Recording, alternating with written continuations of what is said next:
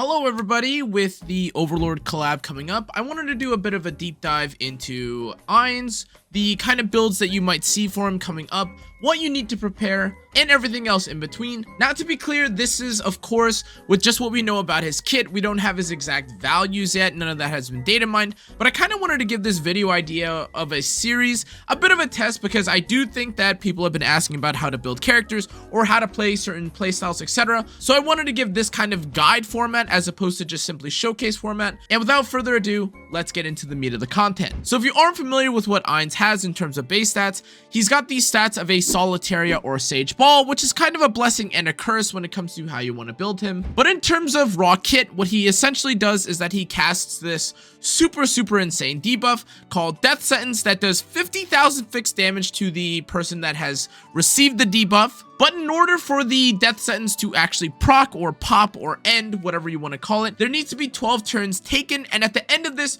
the 50,000 damage debuff will go off. Okay, now, of course, this death sentence thing sounds really funny because it's 50,000 fixed damage, but there are a couple things to remember when it comes to the skill. The first is that, of course, 50,000 is pretty much enough to one-shot anyone, but it is avoidable if you have an invuln or if you time invulnerability alongside the damage popping. However, this debuff actually gets dispelled when the caster dies. Now, I'm not entirely sure about the wording of these, and there are a lot of things about Ainz's kit that is a little bit confusing to me, but from what I can interpret, if Ainz ends up dying before the 12th turn is taken, the debuff gets removed from the enemy, and the debuff doesn't go off. Now, another thing that kind of plagues Ainz and his whole game plan or win con with this whole death sentence thing is that, as you can tell, there's no ignore effect resistance, there's no guaranteed to land. It is a 100% chance to land, but of course this is a debuff, so you do need to factor in things like effectiveness and 15% if you want to land this debuff. Now, Ainz's skill 2 is another kind of point of contention when it comes to his kit, because as you read, it says that it increases damage suffered specifically from light elemental enemies by 30%, and when an ally is attacked, there's a 25%, or I think it's actually 35% chance to activate Mana Barrier, which is kind of nice in terms of being semi-protective of your team. But as you read with Mana Barrier, it gives a barrier to all allies, and the caster also gains counterattack, which is kind of nice, but also kind of counterintuitive, depending on if you're fighting against things like a Last Rider Crow, or by getting punished by something like a Green Rowana. Now, personally, I think that with the introduction of Shaltir, and the fact that pretty much everyone I know bans Navy Captain Landy because that character is disturbing, Ainz might not see too much detriment in terms of being hit or suffering from being weak to light elements. Now, to be clear, I do think that characters like Little Queen Charlotte will definitely kind of put a damper on picking Ainz without having some sort of speed setup to begin with, but especially in things like Guild War or in controlled settings, I think that Ainz is going to be perfectly fine because, again, people are likely going to be protecting him or hiding him, anything in between. So I don't think this additional damage taken is going to be that big a deal, especially when, again, if you are in a controlled setting, this doesn't really apply. For RTA, I do think, and as a bit of a preview for how I think that this character will play,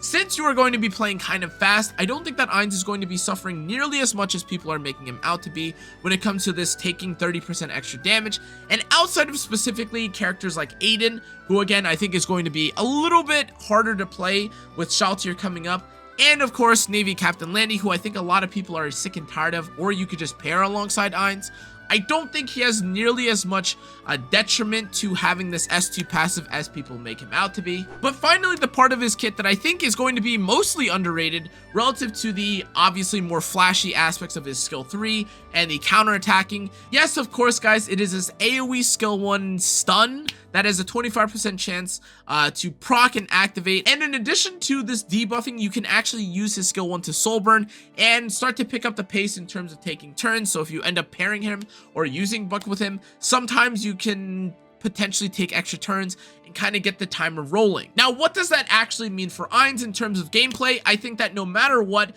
if you're going to try and use him in something like Guild War or Arena, he's going to have a super good time. You're going to have a much easier time trying to make him work there because, again, it's a 50,000 unavoidable kind of debuff. And even if you end up getting resisted on his debuff, you can't actually reset his cooldown by any means with his skill 3, so that means Lua, Knockwall, any of these characters can't reset him. And in that case, every 3 turns then, you have the ability to reapply more of his debuff, which is really nice, especially in controlled setting. Now, before we go any further into how I'm planning on building Ainz, or how I think a lot of people are going to be building Ainz, I do want to mention, and as a bit of a disclaimer, since of course he's going to be getting imprints, that his imprints are really nice. It's 27 free effectiveness. Having 27 free effectiveness means that you're more likely to land his dot, although I do suspect that most people will only be running something like 130 effectiveness just to kind of land guaranteed on certain nights, or honestly, you might not even need it if you're using it against characters like Navy Captain Landy or against the Abyssal Euphine, which they did showcase in the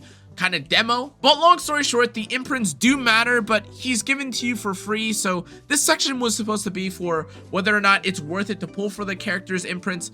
That doesn't really apply in this case though. The imprint's cool. It's great. Nice. Okay, now moving along, I do have a sample build that I am going to be testing when it comes to Ainz.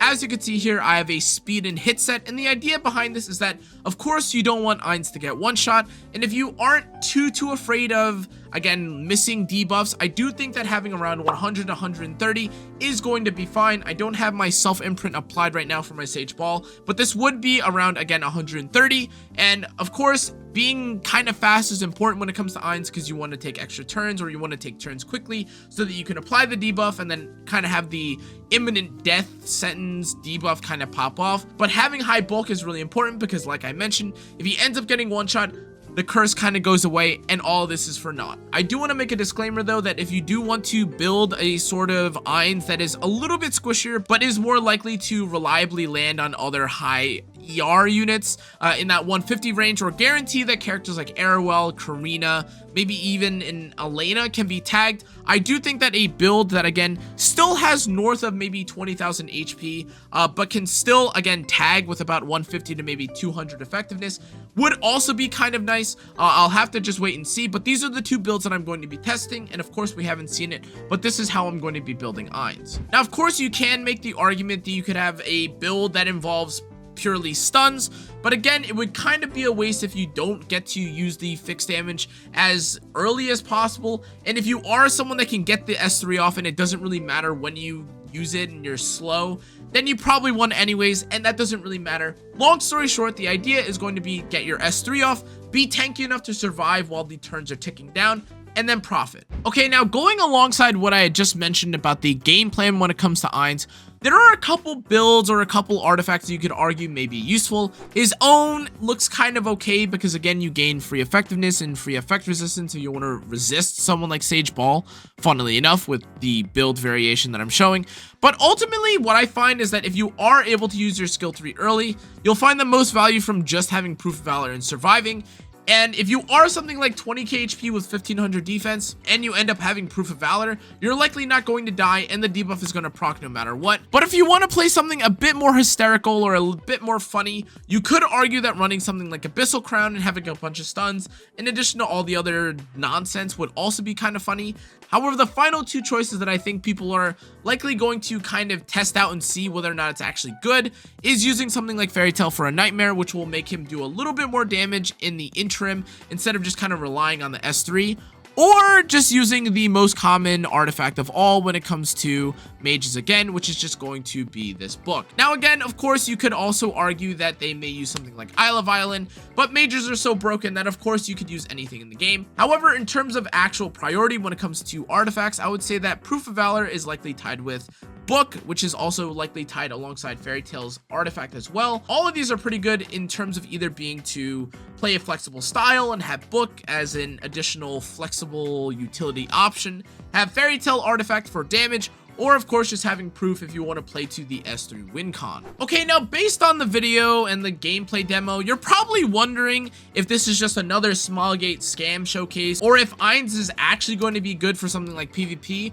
And the honest God truth is that I think, like I mentioned or kind of previewed earlier on, when it comes to stuff like Arena or Guild War or controlled settings, I think he's going to be an absolute menace, and a lot of people are going to have struggles when it comes to actually formulating a team that doesn't just instantly either get one shot by Dark Corvus or get one shot by Ainz Ooal. I think that PvP viability is pretty high, with specifically RTA viability maybe at a 6 or 7 out of 10, depending on how willing you are to try and make the character work. Whereas for Guild War and Arena, he's definitely going to slot in at that 8 or 9, at least from my predictions, based on the kind of different variations of builds that I've seen so far. Now, speaking of PvP units and things that work well when it comes to Ainz, I do want to also talk about the potential synergies that he might have when it comes to playing out his playstyle. And for me, I find that something like a mitigation character or a knight, pretty much any character that gives speed buff or takes extra turns, to likely be the way that people are going to be building their Ainz. Characters like Lua that give speed buff, or even something like Ainz Ooal that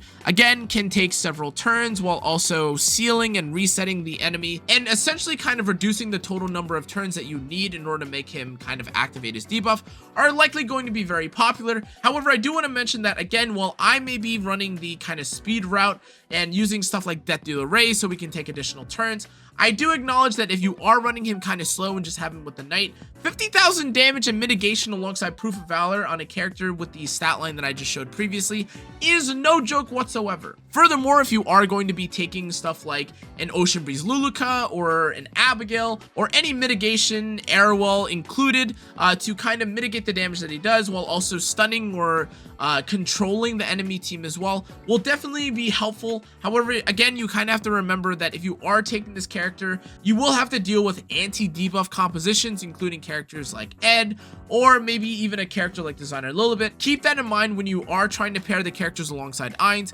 because if you do have someone like Ainz Ooal or Lua, and you have to fight against Ed, and you have to fight against Dilibet, it can be a little bit scary depending on the composition. That's all to say though, if you end up losing with him, skill issue.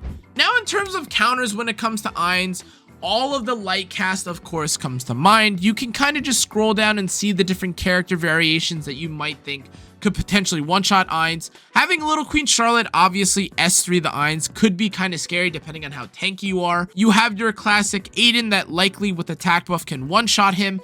You also have things like, again, like a Conqueror Lilius that can provoke him to also be annoying. He is a speed kind of aggressive based character where if he gets provoked or controlled, it could be a little bit annoying, especially if he hasn't set up his counterattack stance to begin with and he hasn't used his whole death sentence. However, in terms of actual value, if you do have characters that control him, again, i.e. like the Conqueror Lilius, one-shot him with characters like Architect Laika or Aiden, he obviously has his flaws. However, to summarize things, light characters bad against Ainz, and also, again, if you have characters that are pretty fast, he can also get controlled. And that's everything you'll need to prepare or farm out for the new Overlord collab, guys.